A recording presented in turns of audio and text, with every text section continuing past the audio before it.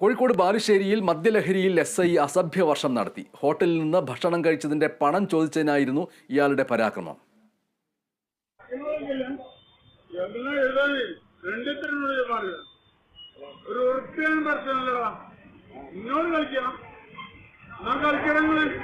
ബാലുശ്ശേരി സ്റ്റേഷനിലെ S I രാധാകൃഷ്ണനാണ് hotel ജീവനക്കാർക്ക് നേരെ അസഭ്യവർഷം നടത്തിയത്. മദ്യലഹരിയിലായിരുന്ന എസ് ഐ ഹോട്ടലിൽ ഭക്ഷണം കഴിക്കാൻ കയറിയതായിരുന്നു. ഭക്ഷണത്തിന് ശേഷം കഴിച്ചതിന്റെ പണം ആവശ്യപ്പെട്ട് ജീവനക്കാർ എത്തിയതോടെയാണ് ഇയാൾ ജീവനക്കാർക്ക് നേരെ അസഭ്യവർഷം നടത്തിയത്.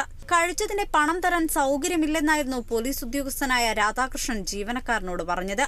പിന്നീട് ഇത് വലിയ ബഹളത്തിനിടയാക്കി. പരാക്രമണത്തിന്റെ CCTV ദൃശ്യങ്ങൾ പുറത്തെത്തിയതോടെ ഇയാൾക്കെതിരെ പോലീസ് കേസെടുക്കുകയായിരുന്നു. ഇയാൾക്കെതിരെ തുടർ നടപടികൾക്കും സാധ്യത. Kerala vision news, Kozhikode. Driving licence പരിഷ്കരണത്തിൽ ഒരു വിട്ടുവീഴ്ചയും നടത്താൻ ഉദ്ദേശിക്കുന്നില്ലെന്ന് ഗതാഗത മന്ത്രി KB ഗണേശൻ.